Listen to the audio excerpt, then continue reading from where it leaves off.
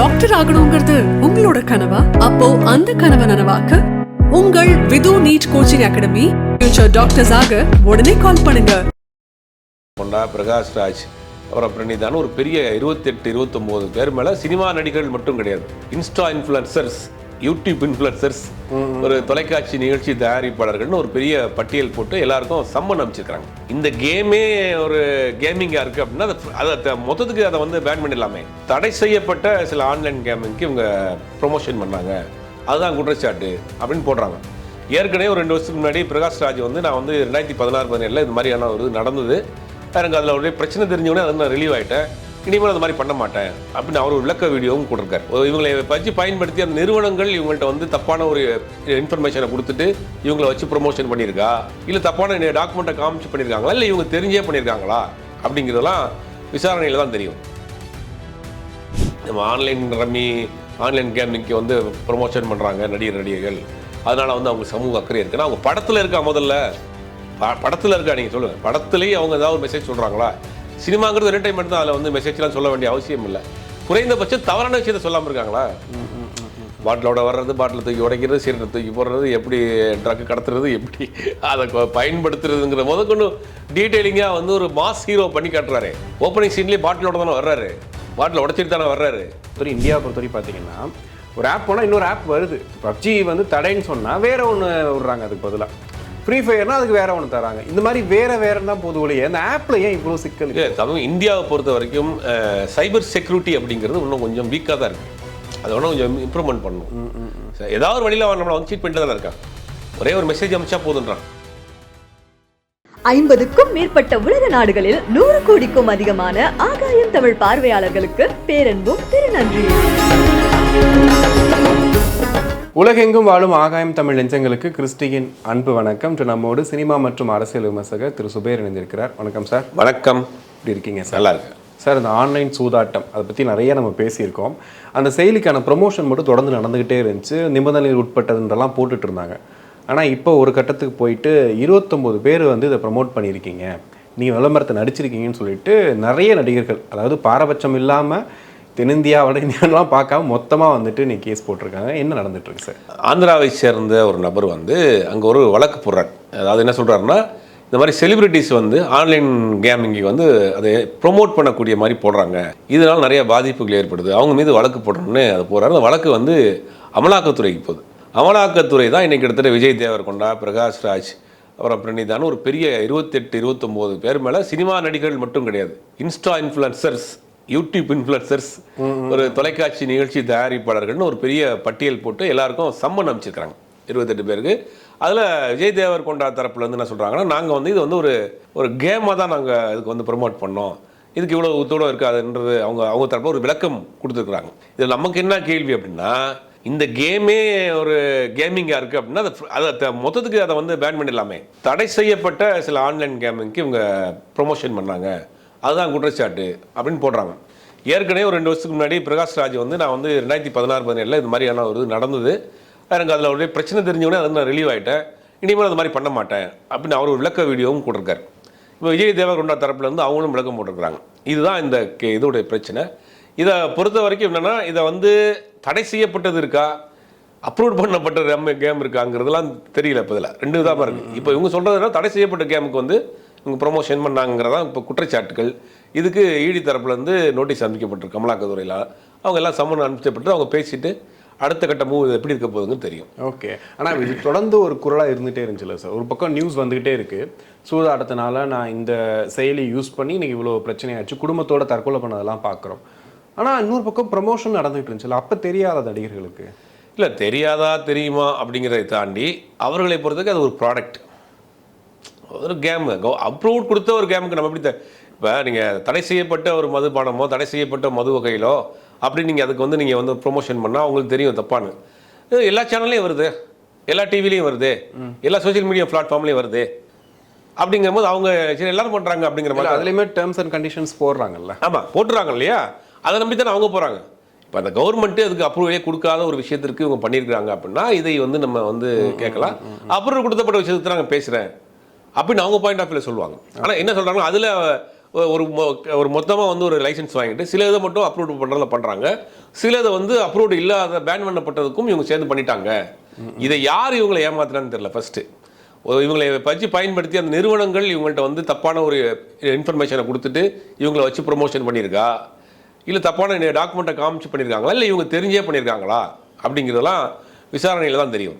என்ன இருந்தாலும் சரி, நடிகைகள் அப்படிங்கிறது இந்த இப்போ விளம்பர மாடல்களாக வர்றது வந்து காலங்காலமாக இருக்குது. நீங்கள் பழைய பிளாக் அண்ட் ஒயிட் காலத்துலேருந்து சோப்பு விளம்பரத்துக்குலாம் பெரிய பெரிய நடிகர்கள்லாம் நடிச்சிருக்காங்க. அப்படிங்கும்போது அவங்களே வந்து ஒரு மாடலாக பயன்படுத்துவது வந்து நார்மலான விஷயந்தான். ஆனால் சமூக அக்கறை உள்ள நடிகர்களாக இருக்கிறவர்கள் இதை கொஞ்சம் யோசிக்கணும். பிரகாஷ்ராஜ் உட்பட இதை நம்ம பண்ணுற பிரகாஷ்ராஜ் இதுக்கு விளக்கம் கொடுத்துருக்காரு. இது வந்து தப்பான விஷயம், நான் தெரியாமல் இதில் வந்து பண்ணிட்டேன், இனிமேல் இந்த மாதிரியான விஷயம் பண்ண மாட்டேன். 2016 இப்போ வரைக்கும் பிரகாஷ்ராஜ் அந்த மாதிரியான கேமிங் எதுக்குமே விளம்பரம் பண்ணது கிடையாது. அது நிப்பாட்டிட்டார். ஒரே ஒரு முறை தான் பண்ணியிருக்காரு. ஆனால் அது தெரியாமல் பண்ணதுனால அவர் விளக்கம் சொல்லியிருக்காரு. மற்ற எல்லாருக்குமே ஒரு சமூக அக்கறை இருக்குது. நம்ம ஆன்லைன் கேமிங்க்கு வந்து ப்ரொமோஷன் பண்ணுறாங்க நடிகர்கள், அதனால் வந்து அவங்க சமூக அக்கறை இருக்குன்னா அவங்க படத்தில் இருக்கா, முதல்ல படத்தில் இருக்கா? நீங்கள் சொல்லுங்கள், படத்துலேயே அவங்க ஏதாவது ஒரு மெசேஜ் சொல்கிறாங்களா? சினிமாங்கிறது என்டர்டைன்மெண்ட் தான், அதில் வந்து மெசேஜ்லாம் சொல்ல வேண்டிய அவசியம் இல்லை. குறைந்தபட்சம் தவறான விஷயத்தை சொல்லாமல் இருக்காங்களா? பாட்டிலோட வர்றது, பாட்டில் தூக்கி உடைக்கிறது, சீரட்டை தூக்கி போடுறது, எப்படி ட்ரக்கு கடத்துறது, எப்படி அதை பயன்படுத்துறதுங்கிற முதற்கொண்டு டீட்டெயிலிங்காக வந்து ஒரு மாஸ் ஹீரோ பண்ணி காட்டுறாரு. ஓப்பனிங் சீன்லேயே பாட்டிலோட தானே வர்றாரு, பாட்டில் உடைச்சிட்டு தானே வர்றாரு. அப்போ குறைந்தபட்ச சமூக பொறுப்பு, சமூக அக்கறை இருக்கணும். கேரளாவை பொறுத்த வரைக்கும் எல்லாம் சொல்கிறாங்க, அங்கே பெரிய நடிகர்கள் வந்து இப்போ சமீப காலமாக வந்து அந்த மாதிரியான காட்சிகளையும் தவிர்த்துக்கிட்டு இருக்காங்க. தமிழ்நாட்டிலையும் பல கட்சிகள் தொடர்ந்து பேசிகிட்டு இருக்காங்க, இந்த மாதிரியான இந்த மது குடிப்பது போலையோ தம் அடிக்கிற மாதிரியான காட்சிகளை திரைப்படங்களில் வைக்காதீங்க. குறைந்தபட்சம் நீங்கள் வந்து அடுத்த அரசியல்வாதியாக போகக்கூடிய நினைக்கணும், தமிழ்நாட்டை ஆளும் நினைக்கக்கூடிய நடிகர்களாவது பண்ணாதீங்கன்னு தொடர்ந்து பேசியிருக்காங்க. ஆனால் யாருமே இது வரைக்கும் இப்போ கடைப்பிடிக்கவே இல்லையே. ஓகே, ஓப்பனிங்கில் நீங்கள் ஒரு தேட்டரில் படம் போடுறதுக்கு முன்னாடி சிகரெட்டு பற்றின விளம்பரம் போடுறீங்க, லிக்கரை பற்றின விளம்பரம் போடுறீங்க, ஆனால் படத்துக்குள்ளே என்ன வச்சுருக்கீங்க? அதனால் இப்போ கேள்வியாக இருக்குது சார். இப்போ அது படம் இப்போ வந்து பார்த்தீங்கன்னா இன்னொரு சைடில் விளம்பரம் பண்ணுறவங்களையும் பிடிக்கல. பண்ணுற யார் பண்ண சொன்னான்ட்டு இவங்களுக்கு மேலே மட்டும் குற்றச்சாட்டு வச்சா இதை அனுமதிச்ச அரசு தானே ஃபஸ்ட்டு பற்றி பேசணும். அவங்க தானே வந்து இப்போ ஆன்லைன் ரம்மிங்கிறது போயிட்டு தான் இருக்குது. எல்லாருமே டவுன்லோட் பண்ணுறாங்க, விளையாடுறாங்க, விளம்பரம் போடுறாங்க. அதாவது இப்போது நீங்கள் சொல்கிற மாதிரி மாடலை தாண்டி ஒரு ஆட்டோ டிரைவரு, ஒரு வீட்டு வேலை செய்கிறவங்க, அவங்கள வச்சே அதை ப்ரமோட் பண்ணுறாங்க. நம்மளோட எல்லா ஆப்ஸ்லேருந்து விளையாடுறேன், விளையாண்டு தான் 5 லட்சம் அப்படின்னு சொல்லி அவர் பேசுகிறாரு. அப்படின்னும் போது இதை தடுக்க வேண்டியது அரசோட கடமை இல்லையா? இதை விட்டுட்டு இப்போ இவங்க தான் வந்து ப்ரமோட் பண்ணாங்கன்னு சொல்லி மொத்தத்துக்கே நீங்கள் பேன் பண்ணிட்டுனா யார் இதை ப்ரமோட் பண்ண போகிறா? பேன் பண்ணிட்டா அது ஏன் தயக்கம் தான்? தமிழ்நாட்டில் ஆன்லைன் ரம்மியை தடை பண்ணணும்னு தமிழ்நாடு அரசு ஒரு தீர்மானம் கொண்டு வந்தாங்க, நிறைய வழக்குகளும் போட்டாங்க சட்டமன்றத்தில். ஆனால் அது தீர்மானத்தை வந்து இன்னைக்கு அன்னைக்கு இருந்தக்கூடிய ஆளுநர் என்ன பண்ணாரு, அப்ரூவ் பண்ணாமல் இருந்தார். அப்ரூவ் பண்ணாமல் என்ன பண்ணாருன்னா அந்த ஆன்லைன் ரம்மி கேமினுடைய சிஇஓக்களை கூப்பிட்டு உங்களுக்கு ஏதாவது பாதிப்பு இருக்கான்னு பேசிட்டு இருந்தார். இதெல்லாம் கூட பெரிய விமர்சனமாச்சு. இப்போ ஒட்டுமொத்தமாக இந்தியா முழுவதும் இந்த மாதிரியான கேமிங் நாங்கள் தடை போடுறோம். டிக்டாக் தடை போட்டிங்க இல்லையா, அது மாதிரி இது தடை போட்டு போயிடலாமே. டிக்டாக் ஒரு என்டர்டைன்மெண்ட் கேமு, அதுக்கு பின்னாடி இப்போ எதுவும் இருக்குது. ஆமாம், ஏதோ இருக்கும், பெரிய அளவில் அது ஒரு வேலைகள் நடக்குது. அரசாங்கம் நினைத்தால் தான் இது ஒட்டுமொத்தமாக இதை நிறுத்த முடியும். இல்லை சார், லாட்ரி டிக்கெட்டை வந்துட்டு பண்ணதுக்கு ரீசன் சொன்னாங்க, குடும்பமாக அழிகிறாங்க, அந்த மோகத்தில் போகிறாங்க அப்படின்னு சொல்லிட்டு. இது அதை விட ஒரு பெரிய பிரச்சனை இல்லை. அதே லாட்ரி பக்கத்து மாநிலமான கேரளாவில் இருக்குது, அங்கே இருக்குது. அதான் சொல்கிறேன், ஒரு ரோடை தாண்டினா அங்கே ரோடை தானே. நீங்கள் செங்கோட்டை போனீங்கன்னா செங்கோட்டைக்கு அந்த பக்கம் லாட்ரி டிக்கெட் இருக்குது, இந்த பக்கம் இருக்காது. அப்போ லாட்ரி வந்து தமிழ்நாடு எல்லாத்துலேயும் ஒரு முற்போக்கு மாநிலமாக இருக்குது. இது லாட்ரியால் நிறையா பாதிக்கப்படுது. லாட்ரி பேன் பண்ணோம், ஆன்லைன் கேமை பேன் பண்ணோம். ஆனால் மற்ற மாநிலங்களில் வந்து நடத்திட்டு தான் இருக்கிறாங்க. அப்போ அந்தந்த ஒட்டுமொத்தமாக இந்தியா முழுவதுமே அந்த மாதிரியான திட்டங்களை கொண்டு தான் இதை நிறுத்த முடியும். சீப்பை ஒழிச்சு வச்சுட்டா நிறைய கல்யாணம் நின்று போயிருவாங்க. இப்போ இதில் தான் இம்பாக்ட் ஆகுமா சார்? இப்போ வந்து இத்தனை பேரை வந்து நாங்கள் வந்து விசாரணை வளையத்துக்கு கொண்டு வந்திருக்கோம்னு சொல்கிறாங்க, இதனால் ஏதாவது ஒரு இம்பாக்ட் நடக்குமா? இம்பாக்ட்னா அவங்களுக்கு தனிப்பட்ட முறையில் அவங்களுக்கு ஏதாவது ஒரு ப்ரெஷரை கொடுக்கறதுக்கு தான் வாய்ப்பு இருக்க ஒழிய பெருசாக அதில் மாற்றம்னா அவங்க நிப்பாட்டினா தான். ஒட்டுமொத்தமாக நாளை காலையிலேருந்து இந்தியாவோட ஆன்லைன் கேமிங்கே கிடையாது, 500,000 செல்லாமல் சொல்றப்போ கேம் தடை பண்றதுக்கு பேரை மாற்றி விடுறாங்க சார். நீங்கள் இப்போ இதுக்கு தடைன்னீங்கன்னா டக்குன்னு சர்க்கிள்ங்கிறாங்க, அப்புறம் சதுரங்கிறாங்க, முக்கோணங்கிறாங்க. இதை வேற பேரில் கொடுக்குறீங்க. அப்போ யாரை நீங்கள் ஏமாத்துறதுக்கு கிடையாது. மக்களை வந்து ஏதோ ஒரு வழியில் சுரண்டக்கூடிய வேலையை தான் செய்கிறாங்க. வேறு பேரில் வேறு முகங்களில் வர்றாங்க. இந்த பணம் அதிகமாக வட்டி தரேன்னு சொல்லி ஓதலாம் ஆரம்பிப்பாங்க பாருங்க, அந்த மாதிரி தான் இருக்குது. ஒரு குரூப்பை பிடிப்பாங்க, சிட் ஃபண்ட் எப்படின்னா நீங்கள் வந்து 1 லட்ச ரூபா போட்டு வாரம் உங்களுக்கு 10,000 கொடுக்குறப்பாங்க, ஒரு 4 வாரம் கொடுப்பாங்க, 5ஆவது வாரம் கம்பெனி விட்டு போயிடுவாங்க. இந்த சீட்டிங் வந்து தொடர்ந்து நான் சின்ன பிள்ளைதான் நடக்குது. ஒவ்வொரு ஊர்லேயும் வேறு பேர் வேறு ஆட்களோட நடந்துகிட்டே இருப்பாங்க. அதே மாதிரி நடக்குது.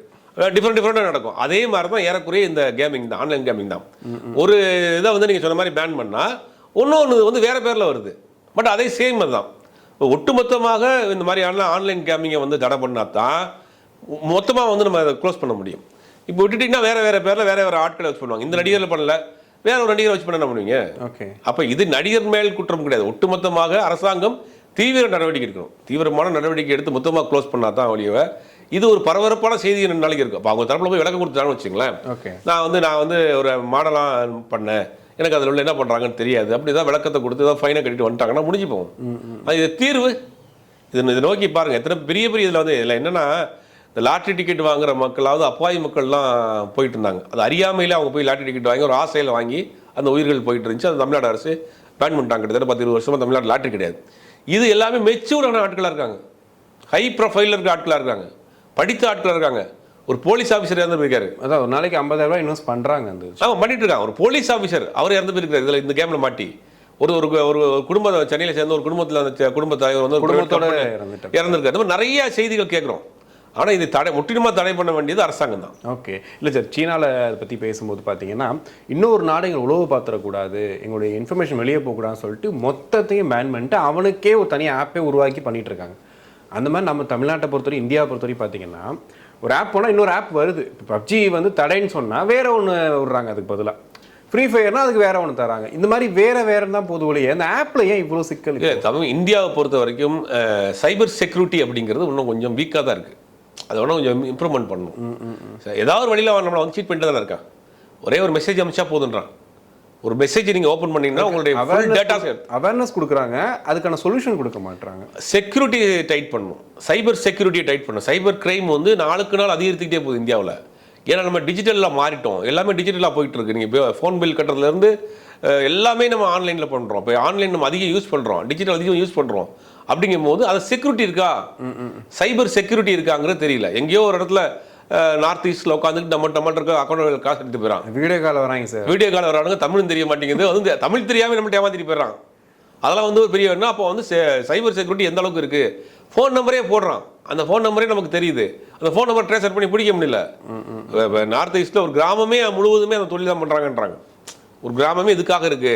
குடிசை தொழில் மாதிரி இந்த மாதிரியான ஸ்கேம் பண்ணுறாங்க, ஆன்லைன் ஸ்கேம் பண்ணுறாங்க, டிஜிட்டல் ஸ்கேமிங் நிறையா நடக்குது. இதையெல்லாம் கண்ட்ரோல் பண்ணணும். இப்போ நீங்கள் சைபர் செக்யூரிட்டியை முதல்ல ஸ்ட்ராங் பண்ணணும். ஒட்டுமொத்தமாக இந்த ஆன்லைன் கேமுக்கு தடை போடணும். போட்டுட்டு இந்த சட்டங்களை கடுமையாக்கினா மட்டும்தான் இதை வந்து பண்ணணும். நீங்கள் மாடல் பண்ணவரை போய் உள்ளே போடுறது, அவருக்கு நோட்டீஸ் அனுப்புறது, குளிர்பானத்துக்கு தடைனா நடித்த நடிகரை கொண்டு போயிட்டு பண்ணுறது அப்படிங்கிறதெல்லாம் வந்து எந்த விதத்தில் நியாயம் தெரியல. இது ஒரு கம்ப்ளைண்ட்டாக முதல்ல கொடுத்துருக்காரு ஒருத்தர். இப்போ வந்து இந்த கேஸ் எப்படி வந்திருக்குன்னா, ஹைதராபாத்தை சேர்ந்த ஒருத்தர் வந்து ஒரு கம்ப்ளைண்ட்டாக கொடுத்துருக்காரு. இந்த மாதிரி இவங்களாம் பண்ணுறதுனால நாங்கள் ஏமாந்து வாங்குறோம், அவங்களை விசாரிக்கணும் கம்ப்ளைண்ட்டாக கொடுத்ததுனால தான் இவங்களுக்கு சம்மன் அமைக்கப்பட்டிருக்கு. ஓகே. அதனால் இது இந்த வழக்கு ஒரு முன்னுதாரணமான வழக்கை எடுத்துக்கிட்டு இந்தியா முழுவதும் தடை பண்ணிட்டு சைபர் செக்யூரிட்டியை ஸ்ட்ராங் பண்ணிட்டு ஒரு ஆப்பை கொண்டு வரீங்கன்னா அந்த ஆப்பினுடைய பேக்ரவுண்ட் என்னன்னு செக் பண்ணணும். ஏதோ ஒரு பேர் ஆரம்பிச்சுட்டு நீ ஆன்லைனில் வந்து ஒரு ட்ரேடிங் ஆரம்பிச்சுட்டு அதில் சீட் பண்ண என்ன பண்ண முடியும்? ஆன்லைன் கேம்னு ஆரம்பிச்சுட்டு இந்த மாதிரியான கேம் நடத்த என்ன பண்ண முடியும்? அப்போ அதை செக்யூரிட்டி அதை வந்து நம்ம கண்காணிக்கக்கூடிய வேலை செய்யணும். ஒட்டுமொத்தமாக தடை பண்ணால் தான் இதுக்கு நிரந்தரமான ஒரு தீர்வு ஏற்படும். இவங்களுக்கு விசாரணை என்ன மாதிரி விசாரணை இருக்கும் சார்? விசாரணைனா கூப்பிட்டு கேட்பாங்க, இந்த மாதிரி நீங்கள் விளையாண்டிங்களா வச்சிங்களான்னு. ஆமாம், இந்த மாதிரி விளையாடல மாடலாக ஒர்க் பண்ணிங்களான்னு கேட்பாங்க. எங்களுக்கு தெரியாதும்பாங்க. எங்களுக்கு இவங்க இந்த மாதிரியான விஷயங்கள் பண்ணியிருக்காங்கன்னு தெரியாது. எங்கள்கிட்ட கேட்டது ஒரே ஒரு பிராண்டு தான் கேட்டாங்க. அவங்க 3-4 பிராண்டுக்கு பயன்படுத்தியிருக்காங்க. அதுக்குள்ள டாக்குமெண்ட்ஸ்லாம் கொடுத்தாங்கன்னா அவங்க ஒன்றும் பண்ண முடியாது. ஏன்னா அவங்களுடைய ப்ரொஃபஷனல் அது. ஓகே. ஒரு மாடலாக இருக்கிறவர், நடிகராக இருக்கிறவர், இன்ஃப்ளூயன்ஸராக இருக்கிறவர், யூடியூபராக இருக்கிறவர் அவருடைய ப்ரொஃபஷனல். ஒரு ஃபோட்டோ வச்சே பண்ணிடுறாங்க. அதுக்கு அவர் என்ன செய்ய முடியும்? அவர் தெரிஞ்சே பண்ணியிருக்காரா, தெரியாமல் பண்ணியிருக்காரா அப்படிங்கிறது அவங்க விளக்கம் கொடுத்துட்டாங்கன்னா அதுலேருந்து வந்துடுவாங்க. ஆனால் இது நிரந்தர தீர்வா அப்படிங்கிறது அப்போ கேள்வி. ஓகே, கண்டிப்பாக சார், பொறுத்து வந்து பார்ப்போம். உங்க நேரத்துக்கு நன்றி. டாக்டர் ஆகணுங்கிறது உங்களோட கனவா? அப்போ அந்த கனவை நனவாக்க உங்கள் Vidhu NEET coaching academy future doctors ஆக உடனே கால் பண்ணுங்க.